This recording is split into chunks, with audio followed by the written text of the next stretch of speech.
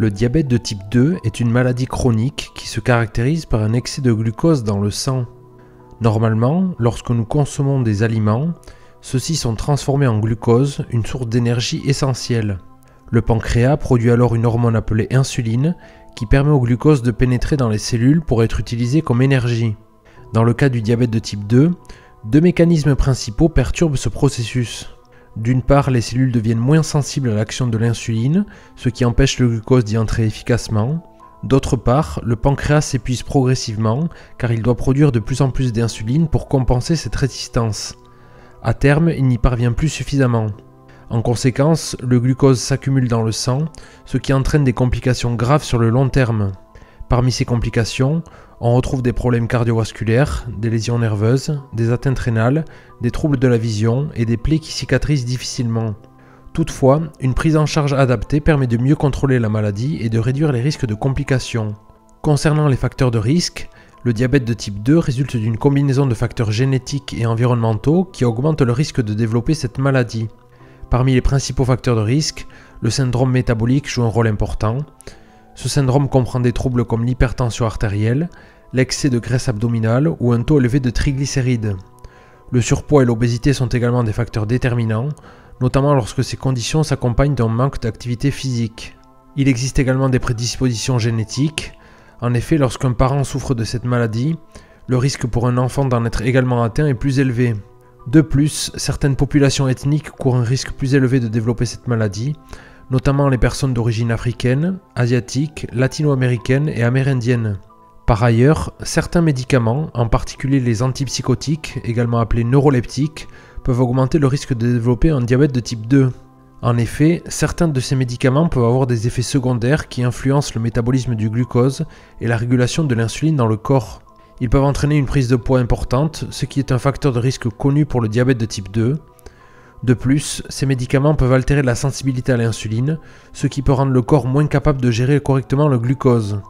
Maintenant, ce qu'il faut aussi comprendre, c'est que cette maladie peut évoluer de manière silencieuse pendant plusieurs années, ce qui explique pourquoi elle est souvent diagnostiquée tardivement. Cependant, certains signes avant-coureurs peuvent alerter et permettre une détection plus précoce. Il est donc essentiel de les connaître pour agir rapidement et limiter les complications.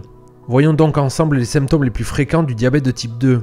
Le premier signe le plus caractéristique du diabète de type 2 est ce qu'on appelle une polyurie. Elle se manifeste par une augmentation anormale de la production d'urine, ce qui pousse la personne à uriner fréquemment et en grande quantité. Ce phénomène s'explique par un excès de glucose dans le sang que les reins ne parviennent pas à réabsorber complètement. Normalement, les reins filtrent le sang et renvoient dans l'organisme des substances comme le glucose. Cependant, lorsque le taux de sucre dans le sang dépasse un certain seuil, souvent autour de 1,8 g par litre, les reins ne peuvent plus réabsorber efficacement le glucose et celui-ci se retrouve dans les urines. La présence de glucose dans l'urine crée un appel d'eau. L'organisme tente alors de diluer cette forte concentration de sucre en augmentant le volume d'urine produit. Cela entraîne des mictions fréquentes et abondantes et même la nuit. On parle alors de nicturie lorsqu'on se lève plusieurs fois par nuit pour uriner. Le deuxième type de symptôme caractéristique du diabète de type 2 est une soif excessive. Aussi appelée polydipsie, ce symptôme est lié au précédent, la polyurie, puisque l'organisme tente de compenser la perte excessive de liquide provoquée par la miction fréquente. En effet, lorsque le taux de glucose dans le sang est trop élevé, les reins ne parviennent plus à réabsorber tout le glucose filtré. Ce surplus de sucre passe alors dans les urines et entraîne avec lui une grande quantité d'eau, ce qui provoque une augmentation du volume urinaire. Pour compenser cette déshydratation, le corps déclenche une sensation de soif intense afin d'inciter à boire davantage et ainsi restaurer l'équilibre hydrique. Cependant, même si la personne consomme de grandes quantités d'eau, la soif persiste car l'excès de glucose dans le sang continue de surcharger les reins et d'augmenter la production d'urine. Ce mécanisme entraîne un véritable cercle vicieux. Plus la personne urine, plus elle se déshydrate et plus elle ressent le besoin de boire. La polydipsie est donc un signal d'alerte important qui, associé à la polyurie, peut révéler un diabète de type 2. Sans traitement, ce symptôme peut s'aggraver et altérer la qualité de vie, notamment en perturbant le sommeil et en augmentant le risque de complications rénales. Le troisième type de symptôme est une fatigue excessive. Celle-ci se manifeste par une sensation intense et persistante de fatigue, même après un repos suffisant. En fait, dans des conditions normales, le glucose présent dans le sang représente la principale source d'énergie pour les cellules de l'organisme. L'insuline, l'hormone produite par le pancréas, permet au glucose de pénétrer dans les cellules afin d'y être transformé en énergie. Cependant, chez les personnes atteintes du diabète de type 2, Les cellules deviennent résistantes à l'insuline ou l'organisme ne produit pas suffisamment d'insuline pour répondre aux besoins. Le glucose reste alors dans le sang au lieu de pénétrer dans les cellules, ce qui prive celles-ci de l'énergie nécessaire à leur bon fonctionnement.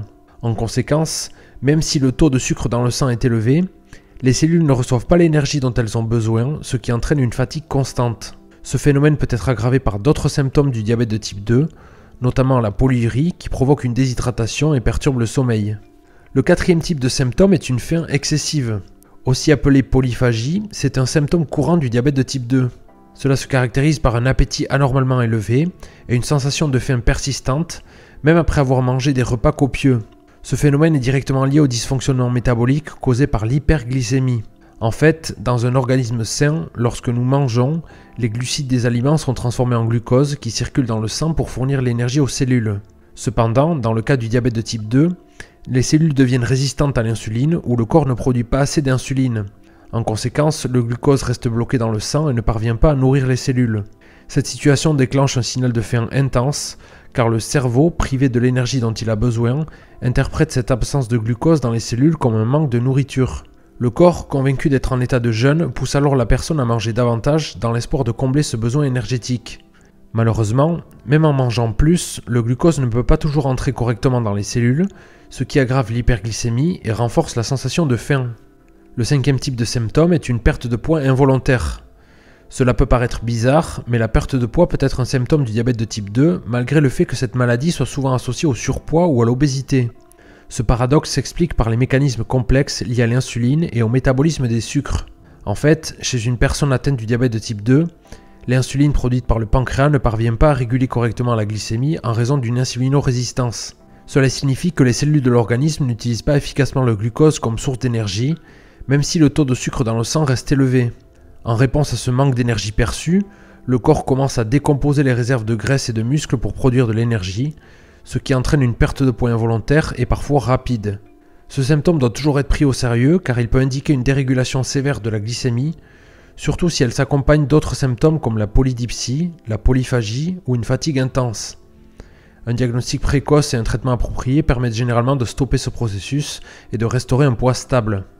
Un autre type de symptômes caractéristiques sont des troubles visuels. Ceux-ci peuvent se manifester par une vision floue ou des difficultés à voir clairement. Ce phénomène s'explique principalement par l'impact de l'hyperglycémie sur les yeux. En fait, lorsque le taux de glucose dans le sang est trop élevé, le cristallin de l'œil et le liquide oculaire absorbent une partie de ce sucre en excès. Cette absorption provoque un gonflement du cristallin, ce qui modifie sa forme et sa capacité de focalisation. En conséquence, la vision devient floue, rendant difficile la lecture, la conduite ou même la reconnaissance des visages. Ces troubles visuels peuvent varier au cours de la journée en fonction des fluctuations de la glycémie. Et si le diabète de type 2 n'est pas correctement pris en charge, les troubles visuels peuvent s'aggraver et mener à des complications oculaires graves.